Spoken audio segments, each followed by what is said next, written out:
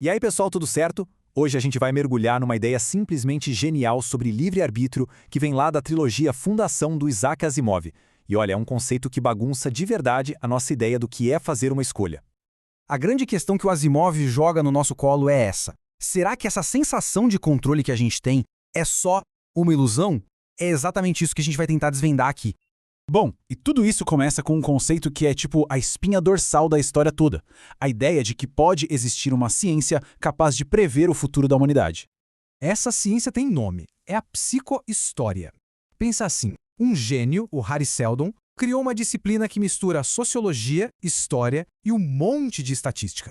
A ideia dele era tratar a humanidade não como um bando de indivíduos imprevisíveis, mas como uma grande massa de dados. E com isso, o futuro de bilhões de pessoas poderia ser calculado matematicamente.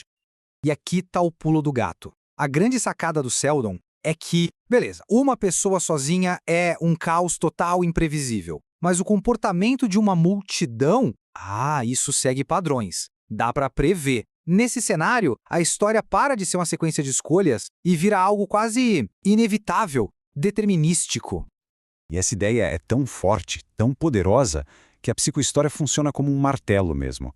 Ela não só prevê o futuro. Ao fazer isso, ela simplesmente esmaga a noção de que as nossas escolhas individuais importam de verdade no grande esquema das coisas.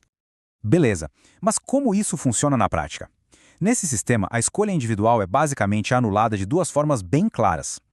Primeiro, pensa nos grandes líderes da história. Eles não são gênios super criativos, não. A genialidade deles é só conseguir enxergar o caminho que já estava desenhado. Eles sentem que estão no controle, mas na verdade são só peões do tal plano Seldon. E segundo, que é mais doido ainda, o próprio fato de saber do plano vira uma prisão. As pessoas agem de um jeito específico porque sabem que é o que o plano manda, o que, esvazia totalmente o significado das escolhas delas. Mas aí, quando esse sistema perfeito parece que nada pode abalar, aparece uma falha. Uma única variável que a matemática do Seldon simplesmente não tinha como prever.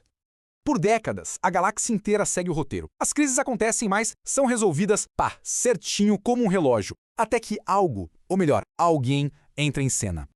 E esse alguém tem um nome, o Mulo. Um único indivíduo que, sozinho, consegue quebrar o sistema inteiro. O Mulo é a prova de que o sistema tinha uma falha fatal. Por quê? Porque ele é um indivíduo único, com um poder sobre-humano de mexer com a vontade das massas. Ele é a anomalia que a estatística não consegue calcular.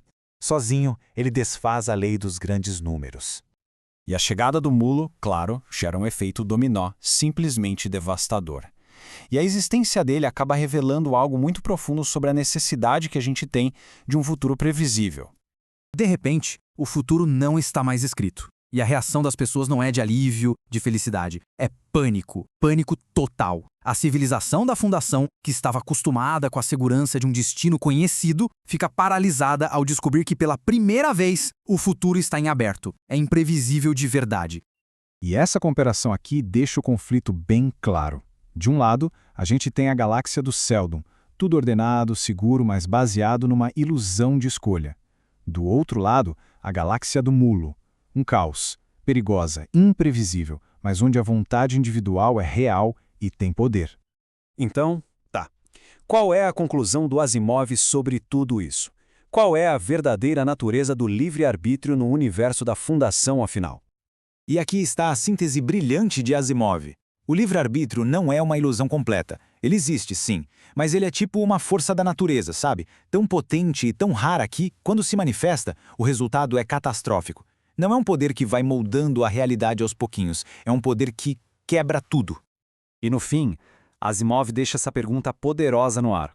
A obra toda parece se inclinar para o lado da ordem, sabe? Sugerindo que, na escala de uma galáxia inteira, a ilusão da escolha talvez seja um preço pequeno a se pagar pela estabilidade. Mas a questão continua. O que é mais desejável? Uma segurança que é ilusória ou uma liberdade que é perigosa?